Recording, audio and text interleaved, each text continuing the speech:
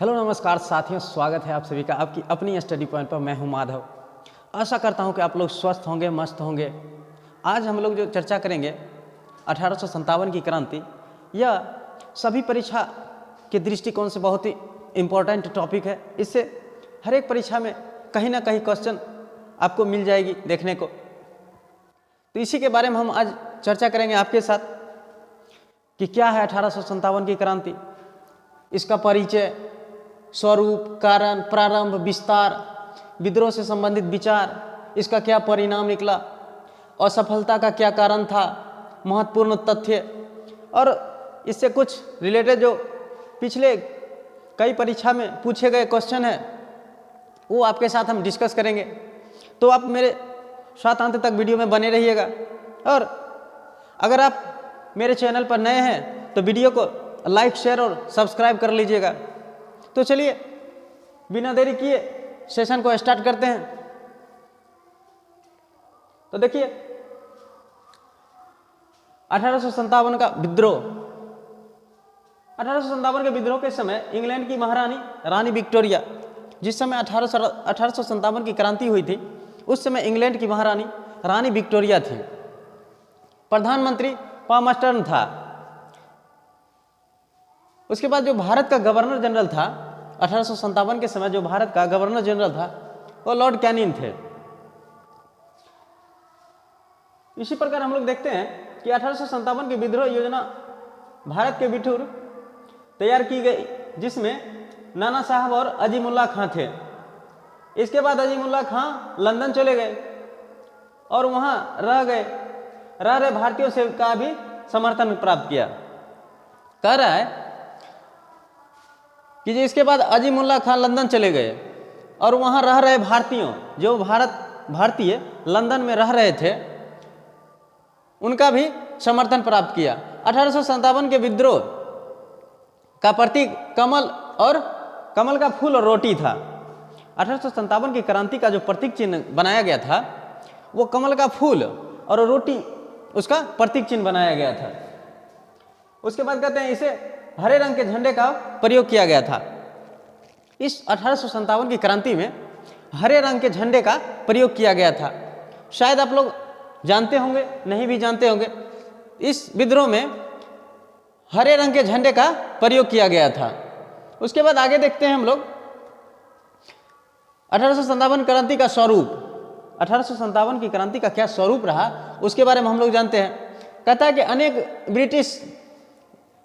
अनेक ब्रिटिश इतिहासकार इस विद्रोह को सैनिक विद्रोह, जो बहुत सारे ब्रिटिश के इतिहासकार जो थे उन्होंने कहा कि यह एक सैनिक विद्रोह, मुस्लिम षड्यंत्र तथा धर्मांधों का ईसाइयों के विरोध आदि मानते थे। कई जो ब्रिटिश के इतिहासकार रहे हैं वो अपना अलग अलग तथ्य दिए हैं। किसी ने कहा कि यह सैनिक विद्रोह है, किसी ने कहा यह मुस्लिम षड्यंत्र है, किसी ने कहा यह जो था धर्मांधों का ईसाइयों के विरुद्ध विद्रोह आदि मानते थे। कि सब ने अपना अपना मत दिया अलग अलग। अधिकांश भारतीय इतिहासकार इसे भारत की स्वतंत्रता, अधिकांश जो भारतीय इतिहासकार थे उन्होंने इसे भारत की स्वतंत्रता के लिए लड़ा गया प्रथम स्वतंत्रता संग्राम आदि राष्ट्रीय आंदोलन मानते थे। कहता है कि बहुत सारे जो भारत के इतिहासकार हैं वो इस 1857 की क्रांति को कहता है कि स्वतंत्रता संग्राम या राष्ट्रीय आंदोलन मानते हैं। इसे प्रथम स्वतंत्रता संग्राम या राष्ट्रीय आंदोलन इसको मानते हैं। उसके बाद देखते हैं हम लोग, यह संपूर्ण राष्ट्रीय आंदोलन नहीं था। कहता है कि यह पूर्ण राष्ट्रीय आंदोलन नहीं था, क्योंकि राष्ट्रीय भावना से लोग प्रेरित नहीं थे उस समय। कहता है कि उस समय 1857 की क्रांति लड़ा गया था युद्ध, कहता है यह पूर्णतः राष्ट्रीय आंदोलन नहीं था, क्योंकि राष्ट्र प्रेम की भावना क्या होता है इस चीज से वो लोग परिचित नहीं था। फिर भी यह राष्ट्रीय आंदोलन का प्रथम चरण था, क्योंकि सभी का उद्देश्य था, क्योंकि फिर भी इसको राष्ट्रीय आंदोलन का प्रथम चरण मानता है, क्योंकि इसका उद्देश्य ही था कि भारत से ब्रिटिश शासन को उखाड़ फेंकना। कहता है कि यह उसका उद्देश्य था कि जो भी यहाँ ब्रिटिश का शासन या साम्राज्य चल रही है, स्थापित हुई है, उसको यहाँ से उखाड़ फेंकना ही ये लोग का मकसद था। जिस समय 1857 की क्रांति में जो लोग संलिग्न थे, लिप्त थे, उन लोग का सिर्फ और सिर्फ एक ही मकसद था कि यहाँ जो ब्रिटिश साम्राज्य का जो शासन चल रही है उसे यहाँ से उखाड़ फेंकना। उसके बाद आगे देखते हैं, आगे है इस 1857 की क्रांति का राजनीतिक कारण क्या था। राजनीतिक कारण के बारे में हम जानते हैं, कुछ समय मुगल सम्राटों के अधिकार का ह्रास हुआ था।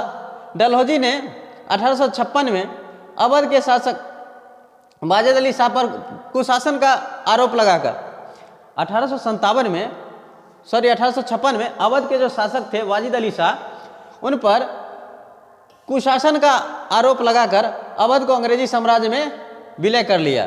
कहता है कि जो 1856 में वाजिद अली शाह जो थे अवध का नवाब, उन पर जो है ना कुशासन का आरोप लगाकर और अवध को अंग्रेजी साम्राज्य में विलय कर लिया और अवध के नवाब जो थे वाजिद अली शाह को कलकत्ता से निर्वासित कर दिया, उनको वहां से निर्वासित कर दिया। उसके बाद कहता है कि लॉर्ड डलहौजी ने भारतीय नरेशों को पुत्र को गोद लेने का निषेध कर दिया। कहता है कि उस समय लॉर्ड डलहौजी ने गोद निषेध पर्दा लेकर आए। जिस परिवार में पुत्र नहीं था तो वो क्या करते थे कि किसी से पुत्र गोद ले लेते थे। इस गोद निषेध प्रथा के तहत जो भी जिसके भी परिवार में अगर संतान नहीं होता था तो उसके जितने भी संपत्ति थे वो हड़प लिए जाते थे। तो यही डलहौजी ने भारतीय नरेशों को पुत्र को गोद लेने के निषेध किया और राज्यों को हड़प लिया। तो जिस राज्य में, जिस रजवाड़े में जिस राजा को पुत्र नहीं होता था उसका सारा संपत्ति हड़प लिया जाता था। नाना साहब की पेंशन बंद करना। नाना साहब को जो जिस राज्य में राणा साहब रहते थे उनका राज्य हड़प लिया और उनको पेंशन पे रख दिया और बाद में उनका पेंशन भी बंद कर दिया था। उसके बाद देखते हैं आर्थिक कारण, ये था राजनीतिक कारण। अब देखते हैं आर्थिक कारण। आर्थिक कारण क्या था उस समय, जिस समय 1857 की क्रांति हुआ था उस समय आर्थिक कारण क्या था। तो यहाँ अंग्रेज की भू राजस्व नीति के कारण लोगों का अत्यंत शोषण हुआ। अंग्रेजों के द्वारा जब भू राजस्व प्रणाली लाया गया था उसके द्वारा किसानों को अत्यंत शोषण किया गया। इसकी आर्थिक नीतियों के कारण अकाल और महामारी पैदा हुई। कहता है कि इसी के आर्थिक नीतियों के कारण, जो अंग्रेज के द्वारा आर्थिक नीति लाया गया था, उसी आर्थिक नीति के कारण भारत में महामारी जैसे स्थिति पैदा हो गई, अकाल आ गया, जिससे सर्वाधिक संख्या में लोगों की मृत्यु हो गई। उस समय जिस समय ये लोग के द्वारा आर्थिक नीति लाया गया था उस समय अकाल पड़ रहा था, महामारी जैसा बीमारी था। उस समय लोगों की ऐसे ही मृत्यु हो रही थी और दूसरा अंग्रेजों के द्वारा शोषण किया जाता था तो लोग भूखे प्यासे बहुत सारे लोग मर गए थे। उसके बाद आगे देखते हैं सामाजिक और धार्मिक कारण। सामाजिक और इस समय का सामाजिक और धार्मिक कारण क्या था जिसके कारण ये 1857 की क्रांति उभरी थी, तो उसके बारे में हम लोग देखते हैं। अंग्रेज भारतीयों का बहुत अपमान करते थे। अंग्रेज जो था भारतीयों का जो अपमान किया करता था, बहुत अपमान करता था भारतीयों लोग का करते थे एवं भारतीयों को नस्ली गाली देते थे। जो भारतीय लोग होते थे उन्हें नस्ल को लगाकर गाली दिया जाता था। उसके बाद देखिए एक अंग्रेज अधिकारी एडवर्ड के अनुसार हमारा भारत में अधिकार करने का उद्देश्य लोगों को ईसाई बनाना था।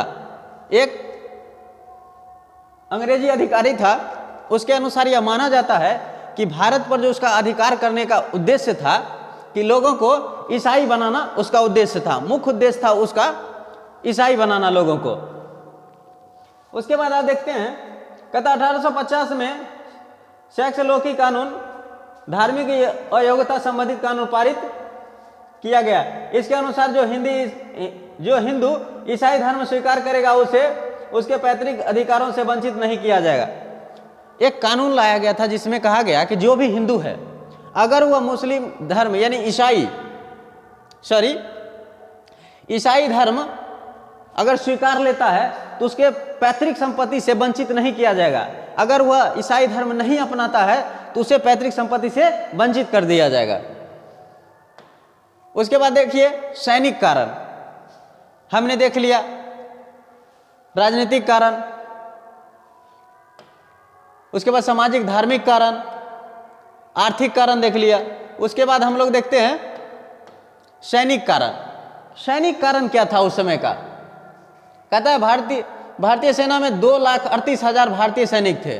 कहता है भारतीय जो सेना था, अंग्रेजों के द्वारा जो यहाँ भारतीय सेना बनाया गया था, उसमें 2,38,000 भारतीय सेना थे और 45,000 यूरोपीय सैनिक थे, जिसमें भारतीय सैनिकों की संख्या अधिक थी। सैनिकों में असंतोष के सबसे बड़ा कारण भेदभाव की नीति था। यहाँ जो अंग्रेज द्वारा सेना बनाया गया था, सैनिक रखा जाता था, उसमें 2,38,000 भारतीय सैनिक थे और मामूली सा यूरोपीय सैनिक थे 45,000। लेकिन फिर भी जो यूरोपीय सैनिक को सुविधा दिया जाता था वो भारतीय सैनिक को सुविधा नहीं दिया जाता था। भारतीय सैनिक के साथ भेदभाव किया जाता था। इस सब के कारण भारतीय जो सैनिक थे उसमें विद्रोह की भावना पनपने लगा था। उसके बाद 1854 में डाकघर सुधार अधिनियम पारित हुआ, जिसके द्वारा सैनिकों की निःशुल्क डाक सेवा समाप्त कर दी गई। 1854 में जो डाक सुधार अधिनियम लाया गया था, उस डाक सुधार अधिनियम के द्वारा कहा गया कि इसके द्वारा सैनिक जो निःशुल्क डाक सेवा, निःशुल्क सैनिकों का जो था निःशुल्क डाक सेवा, उसे समाप्त कर दिया। डाक सेवा जो सैनिकों को निःशुल्क दिया जाता था उसे यह समाप्त कर दिया 1854 में जो डाक सुधार अधिनियम लाया गया था। उस समय का गवर्नर कैनिंग था। जिस समय 1857 में युद्ध हुआ था, उस समय का गवर्नर कैनिंग था। कैनिंग सरकार ने सामान्य सेवा भर्ती अधिनियम 1856 के ईस्वी में पारित किया गया, जिससे सैनिकों के असंतोष फैला गया। उसके बाद आगे देखते हैं तात्कालिक कारण। 1857 के विद्रोह का तात्कालिक कारण क्या था, उसके बारे में हम लोग देखते हैं कि 1857 के विद्रोह का तात्कालिक कारण क्या रहा था। कहता है 1856 में ब्रिटिश सरकार ने सैनिकों को ब्राउन वेस्ट बंदूक की जगह, जो उस समय पहले बंदूक दिया जाता था, सैनिकों जो यूज करते थे बंदूक, उसको हटाकर न्यू इनफील्ड राइफल का प्रयोग के लिए दिया गया, जिसमें चर्बी युक्त कारतूस लगी होती थी, जिसे दांत से खींचकर फाड़ता था।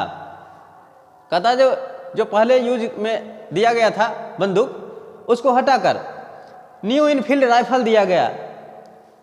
ये इसमें कहा जाता था कि जो प्रयोग किया जाता था वो राइफल में, उसमें चर्बी युक्त कारतूस लगी होती थी, जिसे दांत से खींचकर फाड़ता था, जिसे दांत से खींचकर फाड़ना पड़ता था। तो इसको ये सब सर्वप्रथम बंगाल में अफवाह फैली कि इन कारतूसों में गाय और सुअर की चर्बी लगाई गई है। ये जो कारतूस दांत से खींचकर फाड़ना पड़ता था, उसके बारे में सबसे पहले बंगाल में यह अफवाह फैला कि यह जो कारतूस जो हम लोग दांत से फाड़ के हटाते हैं, वो गाय और सुअर की चर्बी से बना हुआ है। बाद में जब सरकार ने कारतूसों को मंगवाना शुरू किया तो शक हकीकत में बदल गया। जो यह अफवाह फैला था कि वास्तव की जिस गाय और सुअर की चर्बी का इस्तेमाल किया जाता है उस कारतूस के कवर पर, उसके बाद जो सरकार कारतूस मंगवाना शुरू किया तो यह हकीकत में बदल गया कि वास्तव में सही में ऐसा किया गया था। सर्वप्रथम बंगाल में स्थित दमदम के सैनिकों ने कारतूस को प्रयोग करने से इनकार कर दिया। सर्वप्रथम जो था दमदम के सैनिकों ने इस कारतूस को प्रयोग करने से इनकार कर दिया, कहा हम लोग इस कारतूस को यूज नहीं करेंगे।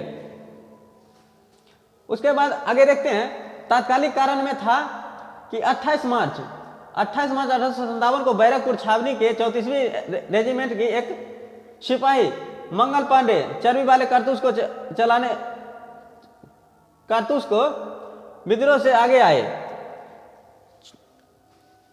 ये जो है 28 मार्च 1857 को बैरकपुर छावनी, जो कलकत्ता के बैरकपुर छावनी में 34वीं रेजिमेंट के एक सिपाही जिनका नाम था मंगल पांडे, उन्होंने चर्बी वाले कारतूस के विरोध में आगे आए और उन्होंने एडजुटेंट लेफ्टिनेंट वाज की गोली मारकर हत्या कर दी, वाज जो थे उनको गोली मारकर हत्या कर दी, तथा सर्जेंट ह्यूजसन को गोली मारकर घायल कर दिया। 2 लोग को उन्होंने गोली मारा था, एक घायल हो गया, एक का मृत्यु हो गया, जिस कारण मंगल पांडे को 8 अप्रैल 1857 को फांसी दे दी गई। उसी बैरकपुर छावनी में इनको फांसी दे दिया गया। यही जो फांसी दे दिया गया था ना, यही जो था ना विद्रोह में बदल गया। यही कारण जो था सैनिकों में विद्रोह पनप गया। उसके बाद आगे देखते हैं विद्रोह का प्रारंभ। विद्रोह का जो था 1857 की क्रांति का विद्रोह कहां से प्रारंभ हुआ, इसके बारे में हम लोग देखते हैं। 24 अप्रैल 1857 को मेरठ छावनी में कुछ भारतीय सैनिकों ने कारतूस लेने से इनकार कर दिया। परिणाम स्वरूप उन पर मुकदमा चला गया। 9 मई 1857 को 85 सैनिकों को नौकरी से बर्खास्त करके सजा सुनाई गई। कहता है कि 24 अप्रैल 1857 को मेरठ छावनी में कुछ भारतीय सैनिक कारतूस लेने से इनकार कर दिया। जो भारतीय सैनिक कारतूस लेने से इनकार कर दिया था, मेरठपुर छावनी जो उत्तर प्रदेश में थी, उन पर मुकदमा चला गया एवं 9 मई 1857 को 85 सैनिकों को बर्खास्त कर दिया गया। सैनिक को नौकरी से बर्खास्त कर दिया गया और उन पर सजा सुनाई गई। उसके बाद है 10 मई 1857 को जो सैनिकों को बर्खास्त किया गया था और उन पर मुकदमा चलाया गया था, उन स्थित सभी सैनिकों ने विद्रोह कर दिया और अपने सैनिकों को रिहा कराकर अस्त्र शस्त्र लूट लिया। जिस सैनिक को मुकदमा चलाया गया था उनको रिहा कराने के लिए वहाँ के जितने भी और सैनिक थे उन्होंने 10 मई को विद्रोह कर दिया और पूरे मेरठ की छावनी को लूटपाट कर बराबर कर दिया। सारा सैनिक छावनी को लूट लिया था। उसके बाद दिल्ली, यहां से सैनिकों ने मेरठ की छावनी को लूटकर दिल्ली चल गए। देखिए मेरठ के सभी विद्रोही सैनिक दिल्ली पहुंचे और वहां अंग्रेज सेना को पराजित कर दिल्ली पर अधिकार कर लिया। यहां से मेरठ की छावनी को लूटकर सारे सैनिक दिल्ली पर चढ़ाई कर दिए और वहां के सैनिकों को दिल्ली पहुंचे और वहां पहुंचकर अंग्रेजी सेना पर अपना अधिकार कर लिया। विद्रोहियों ने बहादुर शाह जफर को अपना सम्राट घोषित कर दिया। उस समय दिल्ली पर बहादुर शाह जफर का शासन था। उन्होंने जबरदस्ती बहादुर शाह जफर को अपना नेता घोषित कर दिया, कहा कि यही मेरा नेता है। 20 सितंबर 1857 को हडसन के नेतृत्व में 20 सितंबर 1857 को हडसन के नेतृत्व में एक अंग्रेज सेना दिल्ली पहुंची। हडसन उसका नेतृत्व कर रहा था। उसके बाद अंग्रेज सेना ने दिल्ली पहुंची हडसन के नेतृत्व में। विद्रोहियों को पराजित कर पुनः दिल्ली पर अधिकार कर लिया। एक सेना की टुकड़ी भेजा गया हडसन के नेतृत्व में दिल्ली पर अधिकार करने के लिए और यह सेनाओं ने दिल्ली पर आक्रमण किया और दिल्ली को अपने कब्जा में ले लिया पुनः। उसके बाद कहते हैं बहादुर शाह जफर हुमायूं के मकबरे में जा छिपा। जब दिल्ली पर कब्जा कर लिया गया अंग्रेजों सेना के द्वारा, हडसन के नेतृत्व में जो भेजा गया था, तो उसके बाद ये बहादुर शाह जफर मृत्यु के दंड से हुमायूं के मकबरा में जाके छिप गया था। उसके बाद इसको शर्त रखा गया कि चलो तुमको नहीं मारेंगे तो बाहर आ जाओ। तब इन्होंने शर्त के अनुसार आत्मसमर्पण किया और इसे पकड़कर रंगून भेज दिया गया, जो अभी बर्मा जिसको नाम से जानते हैं हम लोग, म्यांमार, वहां इसको भेज दिया गया। बहादुर शाह जफर को पकड़कर म्यांमार भेज दिया गया। उस समय उसका नाम रंगून था। रंगून भेज दिया गया और रंगून भेज दिया गया जहां 1862 में इसकी मृत्यु हो गई। रंगून में ही बहादुर शाह जफर की मृत्यु हो गई और इसका मकबरा भी पूछता है बार बार क्वेश्चन में कि बहादुर शाह जफर का मकबरा कहाँ है, तो बहादुर शाह जफर का मकबरा भी रंगून में ही है। उसके बाद देखते हैं लखनऊ से नेतृत्व कौन किए थे। लखनऊ से नेतृत्व कौन किए थे, तो देखिए लखनऊ से जो नेतृत्व हुआ था 1857 के समय, तो उस समय लखनऊ में विद्रोह हुआ था, उसका नेतृत्व कौन कर रहे थे। तो लखनऊ में विद्रोह का नेतृत्व नवाब वाजिद अली शाह की पत्नी बेगम हजरत महल कर रही थी। बेगम हजरत महल जो नवाब वाजिद अली शाह की पत्नी थी, वो लखनऊ से नेतृत्व कर रही थी। इसकी देखरेख में ब्रिटिश कादर को अवध का नवाब घोषित किया गया। ये जो ब्रिटिश कादर थे, इन्हें अवध का नवाब घोषित किया गया। मार्च 1858 में कैंपबेल के नेतृत्व में कैंपबेल के नेतृत्व में एक सेना लखनऊ पहुंची। इसने विद्रोहियों को पराजित कर लखनऊ को अधिकार कर लिया। लखनऊ पर जो था ना, लखनऊ के विद्रोह को दबाने के लिए कैंपबेल को भेजा गया और उन्होंने वहां जाकर विद्रोहियों पर अपना कब्जा किया और लखनऊ को अपने कब्जा में कर लिया। उसके बाद बेगम हजरत महल गिरफ्तारी से बचने के लिए नेपाल चली गई। वहाँ पर जो विद्रोह हो रहा था लखनऊ में, कैंपबेल के द्वारा वहाँ पर जाकर विद्रोह को दबाया गया और जब विद्रोह दब गया तो जो बेगम हजरत महल थी, उन्होंने गिरफ्तारी से बचने के लिए नेपाल चली गई। उसके बाद आगे देखते हैं कानपुर में जो विद्रोह फैला था, उस विद्रोह का नेतृत्व कौन कर रहे थे? तो देखिए, कानपुर में विद्रोह का नेतृत्व नाना साहब कर रहे थे। नाना साहब ने किया था, उन्होंने पेशवा घोषित किया गया। नाना साहब को जिन्हें पेशवा घोषित किया गया था, उन्होंने कानपुर से नेतृत्व कर रहे थे। नाना साहब की तरफ से लड़ने की जिम्मेवारी तात्या टोपे को दी गई थी, जिनका वास्तविक नाम, ये जो तात्या टोपे हैं, इनका वास्तविक नाम है रामचंद्र पांडुरंग। ये तात्या टोपे जिनका वास्तविक नाम है रामचंद्र पांडुरंग, दिसंबर 1857 में कैंपबेल के नेतृत्व में कानपुर में अधिकार कर लिया। कानपुर में भी कैंपबेल को ही भेजा गया और कैंपबेल ने कानपुर में जाके विद्रोह को दबा दिया और कानपुर पर अधिकार कर लिया। नाना साहब नेपाल भाग गए। नाना साहब भी डर के मारे नेपाल भाग गए, जबकि तात्या टोपे को फांसी हो गई। तात्या टोपे को पकड़ लिया गया और उनको फांसी दे दिया गया, लेकिन नाना साहब नेपाल भाग गए। उसके बाद देखते हैं झांसी से किसने नेतृत्व किया था 1857 के विद्रोह का? तो देखिए, झांसी से विद्रोह का नेतृत्व गंगाधर राव की विधवा पत्नी, गंगाधर राव जो झांसी के थे, उनकी पत्नी रानी लक्ष्मीबाई, क्योंकि गंगाधर राव की मृत्यु हो गई थी तो रानी लक्ष्मीबाई वहाँ की शासिका थी। मार्च 1858 में हीरोज के नेतृत्व में अंग्रेजी सेना झांसी पहुंची।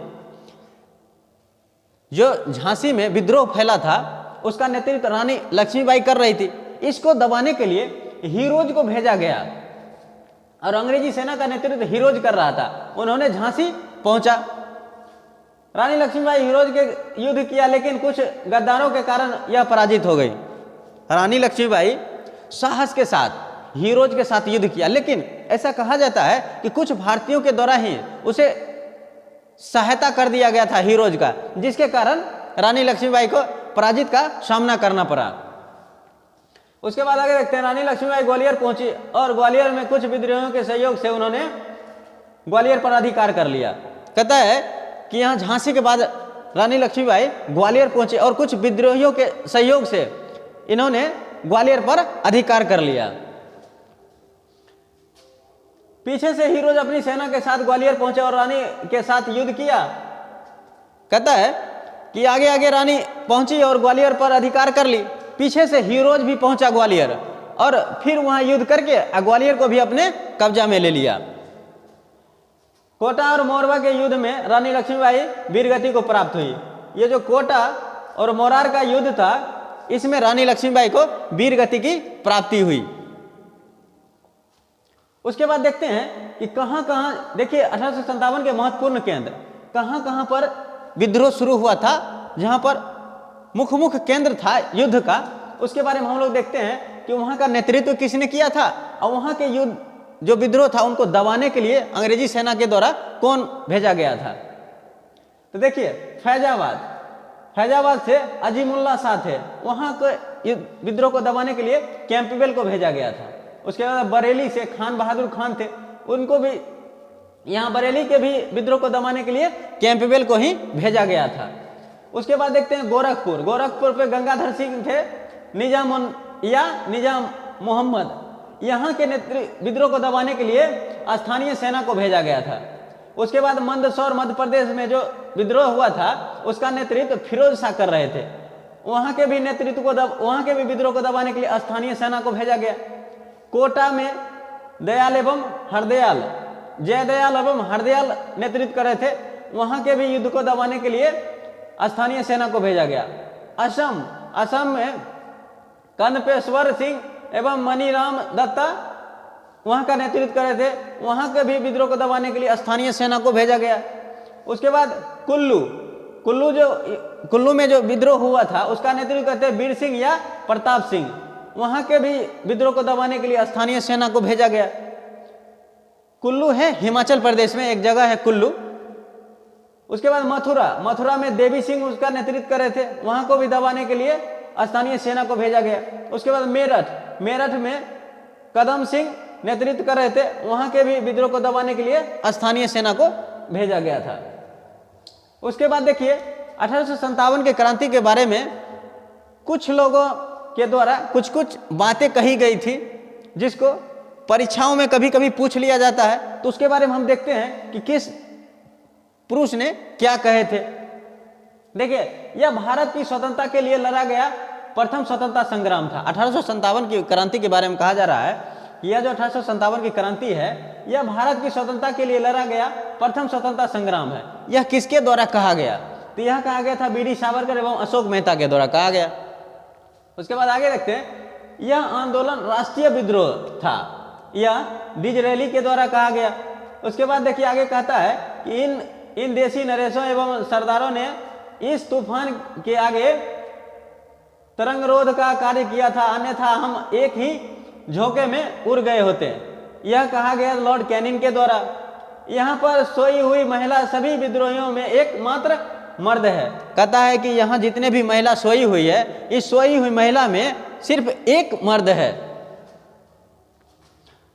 यह कहा गया था हीरोज के द्वारा, क्योंकि रानी लक्ष्मीबाई जो विद्रोह कर रही थी उसको दबाने के लिए हीरोज को ही झांसी भेजा गया था, इसलिए हीरोज के द्वारा ही कहा गया था रानी लक्ष्मीबाई के बारे में कि यह सभी सोई हुई महिला में एक महिला जो है वह मर्द है। देखिए, यह एक सैनिक विद्रोह था। किसके द्वारा कहा गया? यह एक सैनिक विद्रोह था। तो लॉरेंस और सीले के द्वारा कहा गया, तो यह एक सैनिक विद्रोह था। यह धर्मांधों का ईसाइयों के विरुद्ध युद्ध था। यह LER रीजन के द्वारा कहा गया था। यह बर्बरता एवं सभ्यता के बीच युद्ध था। TR होम्स के द्वारा कहा गया। यह अंग्रेजों के विरुद्ध मुस्लिम षड्यंत्र था। यह आउटरम एवं टेलर के द्वारा कहा गया। उसके बाद देखते हैं कि विद्रोह के 1857 का जो विद्रोह था उसके असफलता का कारण क्या था, क्यों यह असफल हो गया? 1857 की क्रांति क्यों सफल नहीं हुआ, क्यों असफल हो गया, उसके बारे में देखते हैं कि क्यों यह विद्रोह असफल हो गया। विद्रोह का सीमित स्वरूप था। उसके बाद कहता है कि देशी नरेशों एवं सरदारों की गद्दारी। कहता है कि 1857 की क्रांति के समय देश के ही लोग गद्दार निकले थे, जिसके कारण 1857 की क्रांति सफल नहीं हो पाया। कहता है कि कुशल नेतृत्व का अभाव था। इस 1857 की क्रांति को कोई नेतृत्व करने वाला कुशल योद्धा नहीं था जो कि इस 1857 क्रांति को नेतृत्व कर सकता था, जिसके कारण नेतृत्व विहीन हो गया था यह 1857 की क्रांति। कहता कि निश्चित उद्देश्यों का अभाव था। कहता कि सबका अपना अपना उद्देश्य था, किसी का एक निश्चित उद्देश्य नहीं था कि 1857 की क्रांति का यह उद्देश्य होना चाहिए। सब अपने अपने स्वार्थ के लिए लड़ रहे थे, इसलिए कहा जाता है कि इसका कोई एक निश्चित उद्देश्य नहीं था इस क्रांति का। विद्रोहियों के पास सीमित साधन था। विद्रोह जो कर रहे थे सैनिक, देश के लोग जो विद्रोह कर रहे थे, उनके पास सीमित साधन था लड़ने के लिए। मॉडर्न हथियार नहीं थे, वही लाठी डंडे बंदूक छोटी छोटी तलवार इससे लड़ रहे थे। लेकिन अंग्रेजों के द्वारा अच्छे अच्छे हथियार लाए गए थे, उसके द्वारा वो लोग युद्ध कर रहे थे, जिस कारण इन लोग को पराजय का सामना करना पड़ा था। उसके बाद देखिए कहता है कि जन समर्थन का अभाव था। 1857 की क्रांति में सभी लोगों ने भाग नहीं लिए थे, जिसका कारण कह रहा है कि जन समर्थन का अभाव था 1857 की क्रांति में। आगे देखते हैं अंग्रेजों की सेना का कुशल नेतृत्व। अंग्रेज जो सेना थे वो लोग सभी मामले में कुशल थे, हथियार अच्छे अच्छे थे, गोला बारूद था, लेकिन भारतीय सेना के पास ऐसा कुछ था नहीं, जिसके कारण यह विद्रोह जो था असफल रहा। उसके बाद देखिए कहता है 1857 के विरोध से संबंधित महत्वपूर्ण तथ्य। 1857 के संबंधित महत्वपूर्ण तथ्य के बारे में देखते हैं हम लोग क्या है। कहता है कि विद्रोह से पहले अजीमुल्लाह खान लंदन एवं तुर्की गए थे। कहता है कि विद्रोह से पहले अजीमुल्लाह खान लंदन एवं तुर्की गए थे। कुस्तुतुनिया में उनकी मुलाकात ब्रिटिश पत्रकार WH रसेल से हुई थी। उसका कहता बेगम हजरत महल के साथ सिकंदराबाद में वीरांगना उदा देवी ने युद्ध किया था। कहता है बेगम हजरत महल जो थी उसके साथ सिकंदराबाद में वीरांगना उदा देवी ने युद्ध किया था। उसके बाद कहता तात्या टोपे 1859 में जो फांसी दी गई थी, जो विद्रोह की अंतिम घटना थी। 1859 में तात्या टोपे को फांसी दे दी गई थी, जो कि कह रहा है कि यह विद्रोह की अंतिम घटना थी। 1857 में विद्रोह के झंडा गीत की रचना अजीमुल्लाह खान ने की थी।